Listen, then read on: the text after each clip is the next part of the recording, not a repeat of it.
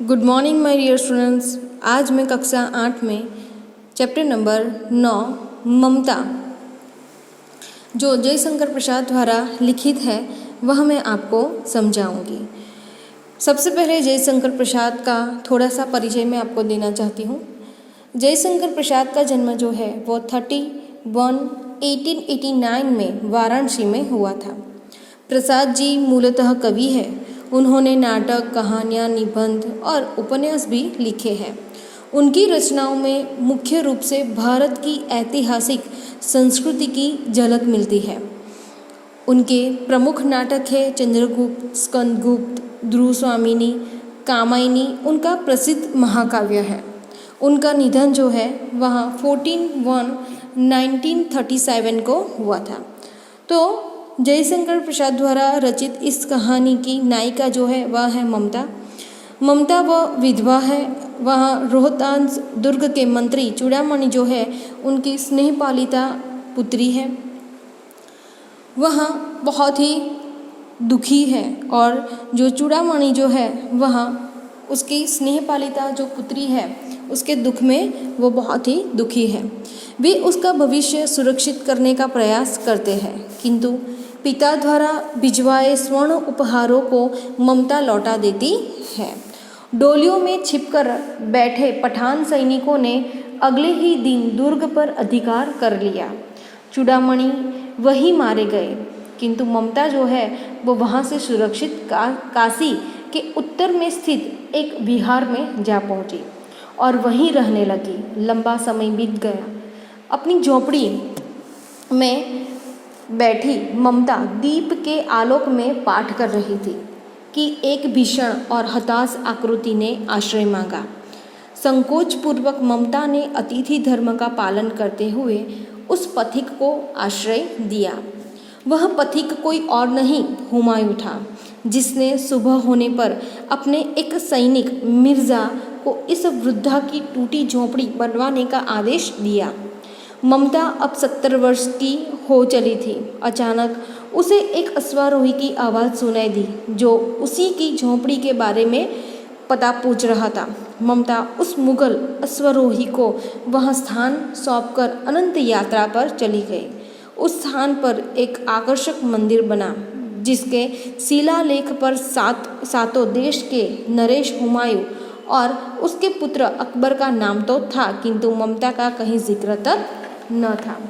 तो यहाँ पर इस कहानी में भारतीय संस्कृति में अतिथि को देवता के तुल्य माना गया है कि अतिथि देवो भव, यानी कि मेहमान जो है वो हमारे लिए भगवान के समान है। उसके धर्म और जाति पर ध्यान दिए बिना उसका स्वागत करने के लिए कहा गया है। जयशंकर प्रसाद जो है उन्होंने कहा है कि हमें धर्म और जाति पर ध्यान नहीं देना है।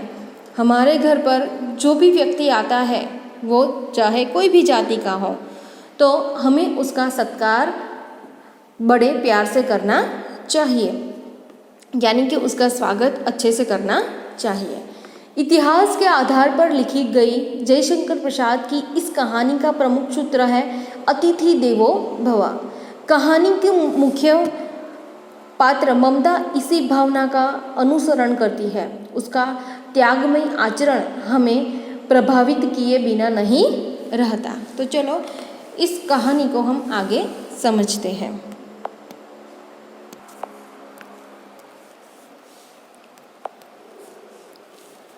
रोहतास दुर्ग के प्रकोष्ठ में बैठी हुई युवती ममता श्रोण के तीक्ष्ण गंभीर प्रवाह को देख रही थी। मन में वेदना, मस्तक में आंधी, आँखों में पानी की बरसात लिए वह विकल थी।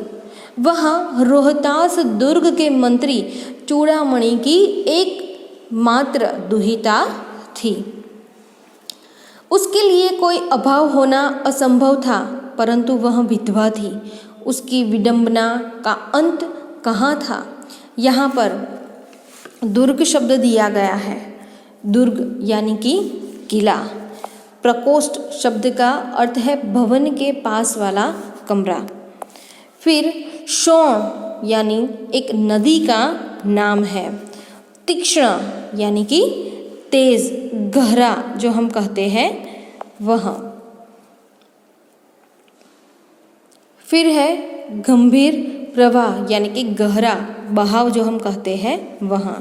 फिर है वेदना, वेदना यानी कि पीड़ा, दुख। मस्तक, मस्तक यानी कि सिर। फिर है विकल यानी कि बेचैन, व्याकुल। दुहिता यानी कि पुत्री। विडंबना, विडंबना यानी कि भाग्य की विचित्रता। तो यहाँ पर चूड़ामणि रोहतास दुर्ग के मंत्री है। दुर्ग पर शेरशाह जो है वह अधिकार करना चाहता है। चूड़ामणि का मंत्री पद उनसे छीनने वाला है। उन्होंने अपनी बेटी ममता के भविष्य की चिंता है। ममता जो है वह विधवा है। चूड़ामणि उसके भविष्य को सुरक्षित करना चाहते हैं। तो यहाँ पर ममता जो है वह अपने भाग्य से बहुत ही दुखी है। तो शोण नदी जो है वह उसके तेज गहरे बहाव के अंदर उसका दुख जो है, उसकी पीड़ा वह बहता हुआ चला जा रहा है। तो यहाँ पर वह बहुत ही बेचैन और व्याकुल है और अपने इस भाग्य की विचित्रता को वह देखती है। चूड़ामणि ने चुपचाप उस प्रकोष्ठ में प्रवेश किया। शोण के प्रवाह और उसके कलनाद में ममता अपना जीवन मिलाने में बेसुध थी। पिता का आना न जान सकी। चूड़ामणि व्यथित हो उठे। स्नेहपालिता पुत्री के लिए क्या करे यह स्थिर न कर सकते थे। लौटकर बाहर चले गए। ऐसा प्रायः होता, परंतु आज मंत्री के मन में बड़ी दुश्चिंता थी। पैर सीधे न पड़ते थे। तो यहाँ पर कलनाद शब्द दिया गया है। कलनाद यानी कि पानी की आवाज़। फिर है बेशुद्ध, बेशुद्ध यानी कि बेखबर, तल्लीन जो हम कहते हैं वह। फिर है व्यथित यानी कि पीड़ित। फिर स्थिर, निश्चित। तो यहाँ पर चूड़ामणि जो है वह अपनी बेटी की चिंता कर रहे हैं क्योंकि वह विधवा थी और वह जानते हैं कि यह जो मंत्री पद जो है वह बहुत देर तक हमारे पास नहीं रहेगा। तो वह अपने बेटी की भविष्य के बारे में चूड़ामणि जो है वह सोचते हैं और यहाँ पर शोण के प्रवाह और उसके कलनाद में ममता जो है वह अपना जीवन जो है वह जी रही थी। आगे एक पहर बीत जाने पर वे फिर ममता के पास आए। उस समय उनके पीछे 10 सेवक चांदी के बड़े थालों में कुछ लिए खड़े थे। कितने ही मनुष्य के पद शब्द सुन ममता ने घूम कर देखा। मंत्री ने सब थालों को रखने का संकेत दिया। अनुचर थाल रखकर चले गए। ममता ने पूछा, यह क्या है पिताजी? तेरे लिए बेटी, उपहार है, कहकर चूड़ामणि ने आवरण उलट दिया। स्वर्ण का पीलापन उस सुनहरी संध्या के विकीर्ण होने लगा। ममता चौंक उठी। इतना स्वर्ण, यह कहाँ से आया? चुप रहो ममता, यह तुम्हारे लिए है। तो क्या आपने शत्रु का उत्कोच स्वीकार कर लिया? पिताजी, यह अनर्थ है, अर्थ नहीं, लौटा दीजिए पिताजी। हम लोग ब्राह्मण हैं, इतना सोना लेकर क्या करेंगे? इस पतनोन्मुख प्राचीन सामंत वंश का अंत समीप है बेटी। किसी भी दिन शेरशाह रोहतास दुर्ग पर अधिकार कर सकता है। उस दिन मंत्रित्व न रहेगा, तब के लिए बेटी। हे भगवान, विपत के लिए इतना आयोजन? परमपिता की इच्छा के विरुद्ध इतना साहस? पिताजी, क्या भीख न मिलेगी? क्या कोई हमें 2 मुट्ठी अन्न देगा? यह असंभव है। फेर दीजिए पिताजी, मैं काँप रही हूँ। इसकी चमक आँखों को अंधा बना रही है। यहाँ पर पद शब्द यानी कि पैरों की आवाज़। फिर है अनुचर यानी कि सेवक। फिर है उपहार यानी कि भेंट, आवरण यानी कि ढका हुआ वस्त्र, विकीर्ण होना यानी कि फैल जाना, फिर उत्कोच यानी कि घूस, रिश्वत जो हम कहते हैं वह, फिर है अनर्थ, अनर्थ का अर्थ है बहुत बुरा,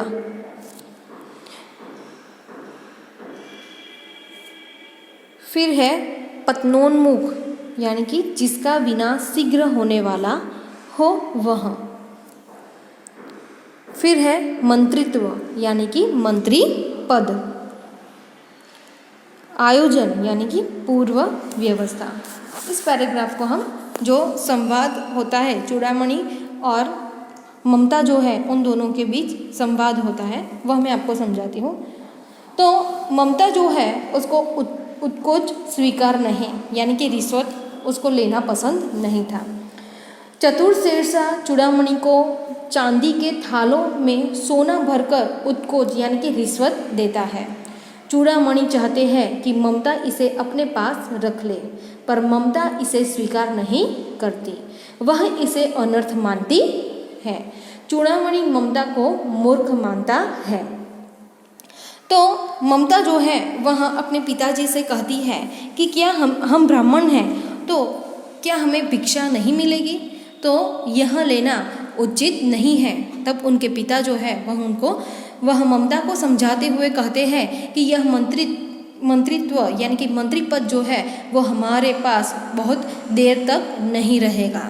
तो ममता जो है वह कहती है कि क्या हमें मुट्ठी अन्न भी कोई नहीं देगा, हम तो ब्राह्मण हैं। तो इसकी चमक जो है वह आँखों को अंधा बना रही है, इसे यहाँ से दूर ले जाइए। उन दोनों के बीच का संवाद होता है। आगे हम समझते हैं। मूर्ख है कहकर चूड़ामणि चले गए। दूसरे दिन जब डोलियों का तांता आ रहा था, मंत्री चूड़ामणि का हृदय धक धक करने लगा। वे अपने को रोक न सके। उन्होंने जाकर रोहतास दुर्ग के तोरण पर डोलियों का आवरण खुलवाना चाहा। पठानों ने कहा, यह महिलाओं का अपमान करना है। बात बढ़ गई, तलवारें खींची, मंत्री वहीं मारे गए। राजा रानी और कोस सब छली शेरशाह के हाथ पड़े। निकल गई ममता। डोली में भरे हुए पठान सैनिक दुर्ग भर में फैल गए, परंतु ममता न मिली। काशी के उत्तर में स्थित धर्मचक्र विहार मौर्य और गुप्त सम्राटों की कीर्ति का खंडहर था। खंडित शिखरों वाले भवन तृण गुल्मों से ढके हुए प्राचीन और ईंटों के ढेर में बिखरी हुई भारतीय शिल्प की विभूति ग्रीष्म की चंद्रिका में स्वयं को शीतल कर रही थी। जहाँ गौतम का उपदेश ग्रहण करने के लिए पंचवर्गीय भिक्षु पहले मिले थे, उसी स्तूप के भग्नावशेष की मलिन छाया में एक झोपड़ी के दीपालोक में एक स्त्री पाठ कर रही थी। तो यहाँ पर हृदय धक धक करने लगना, हृदय धक धक करने लगना मुहावरा है यानी कि घबराना। उसका वाक्य में परिवर्तन होता है, किसी के पैरों की आवाज सुनकर चोर का हृदय धक धक करने लगा। फिर आगे बात बढ़ना एक और मुहावरा है यानी कि झगड़ा होना। बात बढ़ना यानी कि झगड़ा होना।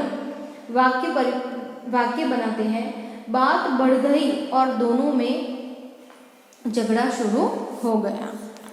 फिर तलवारें खींचना एक और मुहावरा है, तलवारें खींचना यानी कि लड़ने के लिए तलवारों को म्यान से बाहर निकालना। उसका वाक्य बनता है, बात बढ़ते बढ़ते उनमें तलवारें खींच गई।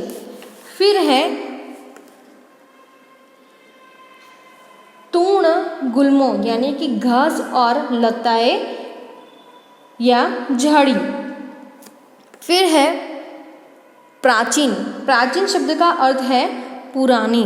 फिर है विभूति यानी कि समृद्धि, धरोहर, खंडहर जो हम कहते हैं वह। फिर स्तूप यानी कि बौद्ध मठ। दीपालोक, दीपालोक यानी कि दीपक का प्रकाश। तो इसे हम समझते हैं कि दुर्ग पर शेरशाह का अधिकार होना, यानी कि अगले ही दिन डोलियों में महिलाओं के रूप में बैठकर शेरशाह के सैनिक रोहतास दुर्ग में प्रवेश करते हैं।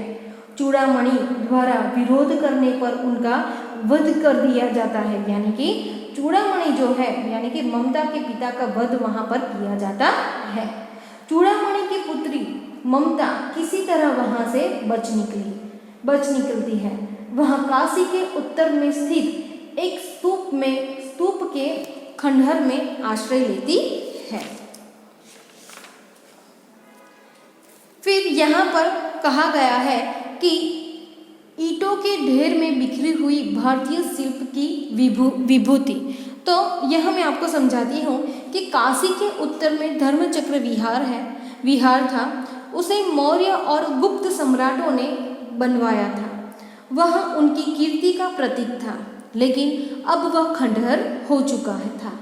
उस भवन के शिखर खंडित हो चुके थे और अब वहाँ घास और झाड़ियाँ उग आई थी। फिर भी उन टूटी हुई दीवारों और ईंटों में भारतीय शिल्पकला की भव्य झलक देखी जा सकती थी। इसे ही प्रसाद ने ईंटों के ढेर में बिखरी हुई भारतीय शिल्प की विभूति कहा है। आगे हम समझते हैं। अननायसा शिव वन तनयो माँ ये जाना पर्युपासते। यहाँ पर इसका अर्थ है कि जो लोग अनन्य भाव से मेरा चिंतन करते हैं उन भक्तों के योगक्षेम को मैं वहन करता हूँ। यहाँ पर जो ममता जो है वह दीपालोक के प्रकाश में वह भगवत गीता का पाठ कर रही थी। तब यहाँ पर वह जो श्लोक है उसका वह पठन करती है कि अननायसिच तनयो माँ ये जाना पर्युपासते तेषा नित्या वियुक्ताना योगक्षेम वहाम्यहम्। यह भगवत गीता से लिया हुआ है कि जो लोग अनन्य भाव से मेरा चिंतन करते हैं उन भक्तों के योगक्षेम को मैं वहन करता हूँ। आगे पाठ रुक गया। एक भीषण और हताश आकृति दीपक के मंद प्रकाश में सामने खड़ी थी। स्त्री उठी। उसने कपाट बंद करना चाहा, परंतु उस व्यक्ति ने कहा, माता मुझे आश्रय चाहिए। तुम कौन हो? स्त्री ने पूछा। मैं मुगल हूँ। चौसा युद्ध में शेरशाह से विपन्न होकर रक्षा चाहता हूँ। इस रात अब आगे चलने में असमर्थ हूँ। क्या शेरशाह से? स्त्री ने अपने होंठ काट लिए। हाँ माता, परंतु तुम भी वैसे ही क्रूर हो। वही भीषण रक्त की प्यास, वही निष्ठुर प्रतिबिंब तुम्हारे मुख पर भी है। सैनिक, मेरी कुटी में स्थान नहीं, जाओ कहीं दूसरा आश्रय खोज लो। गला सूख रहा है, साथी छूट गए हैं, अश्व गिर गए हैं, इतना थका हुआ हूँ। इतना कहते कहते वह व्यक्ति धम से बैठ गया।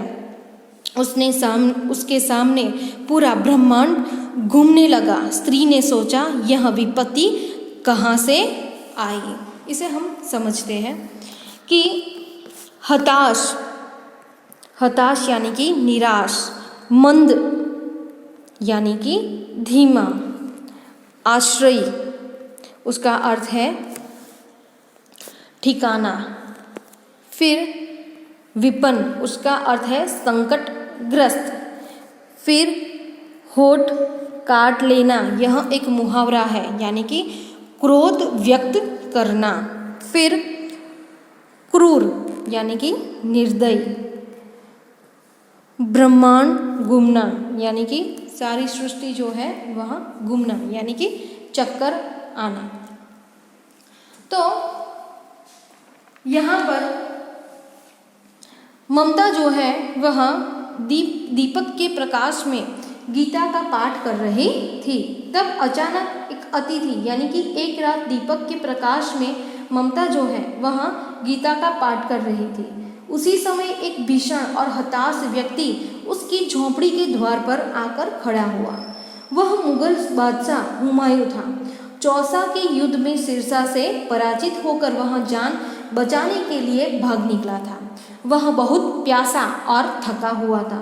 ममता ने पानी पिलाकर उसके प्राण जो है वह बचा लिए। हुमायूं ने ममता से रात भर के लिए उसकी कुटी में आश्रय मांगा। ममता ने अतिथि देवो भव के आदर्श का पालन किया। हुमायूं को अपनी झोपड़ी में आश्रय देकर वह पास की टूटी हुई दीवारों में छिप चली हुई। आगे उसने जल पिला दिया। मुगल के प्राणों की रक्षा हुई। वह सोचने लगी कि ये सब दया के पात्र नहीं, मेरे पिता का वध करने वाले आताताई द्रोणा से उसका मन विरक्त हो गया। स्वस्थ होकर मुगल ने कहा, माता तो फिर मैं यहाँ से चला जाऊँ? स्त्री ने विचार कर रही थी, मैं ब्राह्मणी हूँ, मुझे तो अपना धर्म अतिथि देव के सत्कार का पालन करना चाहिए, परंतु यहाँ नहीं, ये सब दया के पात्र नहीं, परंतु यह दया तो नहीं, कर्तव्य करना है। तब मुगल अपनी तलवार टेक कर उठ खड़ा हुआ। ममता ने कहा, क्या आश्रय है कि तुम भी छल न करो? ठहरो, छल नहीं तब नहीं स्त्री, जाता हूँ। तैमूर का वंशधर स्त्री से छल करेगा? जाता हूँ, भाग्य का खेल है। ममता ने कहा, यहाँ कौन दुर्ग है? यही झोपड़ी न, जो चाहे ले लो, मुझे तो अपना कर्तव्य निभाना पड़ेगा। जाओ भीतर, थके हुए पथिक, तुम चाहे कोई भी हो, मैं तुम्हें आश्रय देती हूँ। सब अपना धर्म छोड़ दे तो क्या मैं भी छोड़ दूँ? मुगल ने चंद्रमा के मंद प्रकाश में वह महिमामय मुखमंडल देखा। उसने मन ही मन नमस्कार किया। ममता पास की टूटी हुई दीवारों में चली गई। भीतर थक पथिक ने झोपड़ी में विश्राम किया।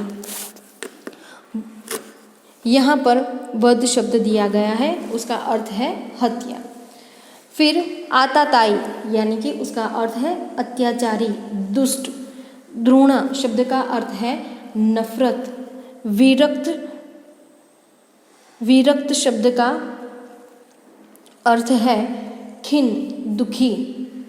फिर दया के पात्र न होना, यहाँ एक मुहावरा है, यानी कि दया करने योग्य न होना। फिर है छल यानी कि धोखा, कपट। भाग्य का खेल होना, यानी कि भाग्य जैसा भाग्य में लिखा हो वैसा होना। फिर महिमामय यानी कि प्रभावशाली। तो यहाँ पर ममता और जो मुगल है उन दोनों के बीच संवाद होता है कि मुगल जो है वह अपने प्राणों की रक्षा चाहता है और वह ममता से एक रात के लिए वहाँ पर आश्रय मांगता है। फिर ममता जो है वह सोच रही थी कि नहीं, मैं इसको आश्रय नहीं दूंगी, लेकिन यहाँ पर ममता जो है वह अतिथि देव का सत्कार करना चाहती थी और वह एक ब्राह्मणी थी। तो वहाँ पर जो मुगल जो है वो उसको आश्रय देती है।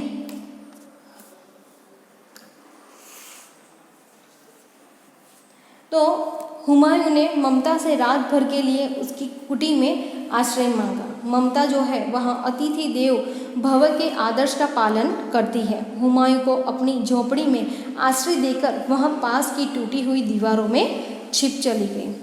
आगे प्रभात में खंडहर की संधि से ममता ने देखा सैकड़ों अश्वारोही उस प्रांत में घूम रहे हैं। वह अपनी मूर्खता पर स्वयं को कोसने लगी। एकाएक झोपड़ी से निकलकर उस पथिक ने कहा, मिर्जा, मैं यहाँ हूँ। शब्द सुनते ही प्रसन्नता की चित्कार ध्वनि से वह प्रांत गूंज उठा। ममता अधिक भयभीत हुई। पथिक ने कहा, वह स्त्री कहाँ है? उसे खोज निकालो। ममता छिपने के लिए अधिक सचेष्ट हुई। वह मृग दाव में चली गई। दिन भर उसमें से न निकली। संध्या हो गई। वे लोग जाने लगे। ममता ने सुना, पथिक घोड़े पर सवार होते हुए कह रहा था, मिर्जा, उस स्त्री को मैं कुछ न दे सका। उसका घर बनवा देना, क्योंकि मैंने विपत्ति में यहाँ विश्राम पाया था। यह स्थान भूलना मत। इसके बाद वे वहाँ से चले गए। यहाँ पर संधि शब्द दिया गया है, यानी कि सुराख। जोड़, अस्वारोह, यानी कि उसका अर्थ है घुड़सवार। फिर प्रांत, यानी कि प्रदेश। फिर चित्कार ध्वनि, यानी कि प्रसन्नता भरी आवाज। सचेत, यानी कि सावधान। मृगदाव, यानी कि शिकारियों से बचने के लिए मृगों के छिपने का वन। तो इस पैराग्राफ को मैं आपको समझाती हूँ कि यहाँ पर जो मुगल जो है वह अस्वारोह यानी कि मिर्ज़ा से कह रहा है कि अगले दिन सुबह हुमायूं के साथी उसे खोजते हुए वहाँ आ पहुँचे। हुमायूं झोपड़ी से निकलकर बाहर आया। उसने ममता के प्रति कृतज्ञता का व्यक्त करने के लिए की इच्छा की, पर ममता तो दिन भर मृगदाव में छिप कर बैठी रही। हुमायूं ने चलते समय अपने साथी मिर्जा से कहा, मिर्जा, उस स्त्री को मैं कुछ न दे सका। उसका घर बनवा देना, क्योंकि मैंने विपत्ति में यहाँ विश्राम पाया है। आगे, चौसा के मुगल पठान युद्ध को बहुत दिन बीत गए। ममता अब 70 वर्ष की वृद्धा है।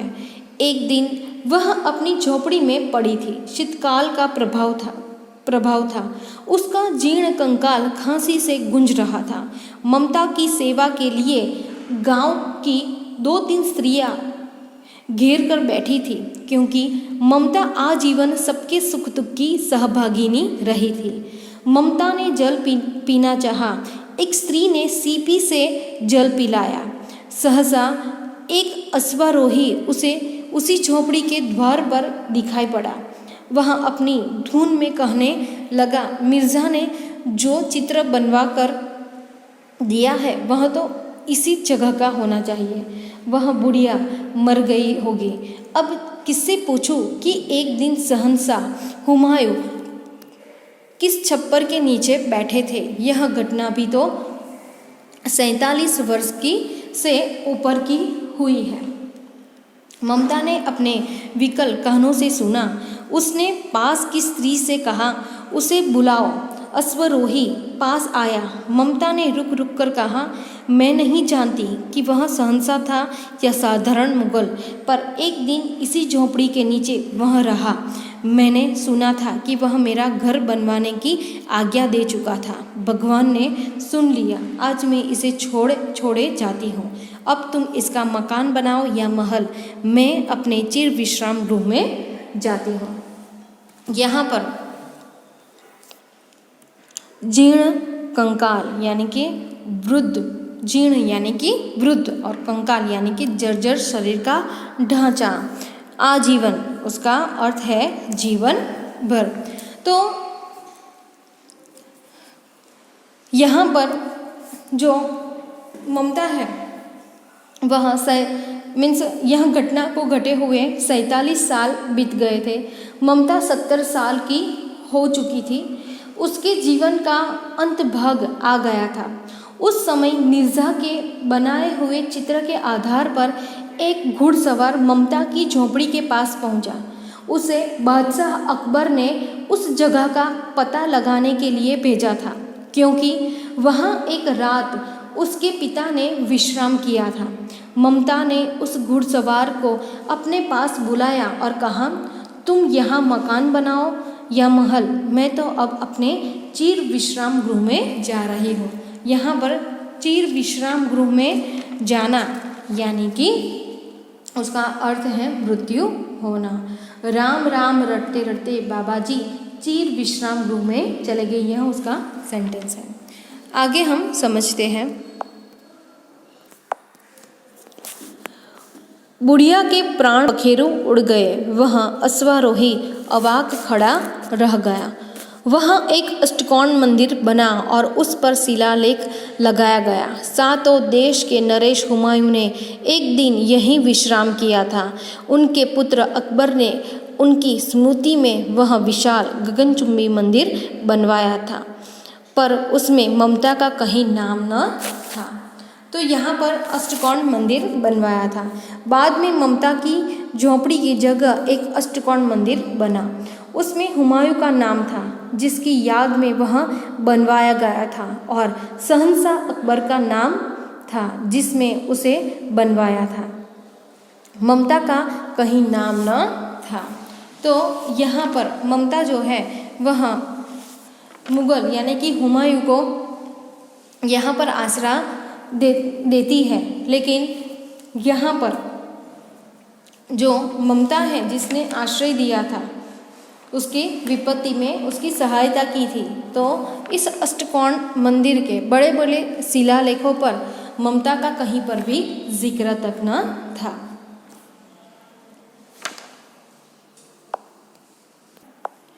यहाँ पर शहंशाह हुमायूं ने मुसीबत में ममता की झोपड़ी में आश्रय लिया था, इसलिए उसकी जगह पक्का घर बनवा देने का आदेश दिया था।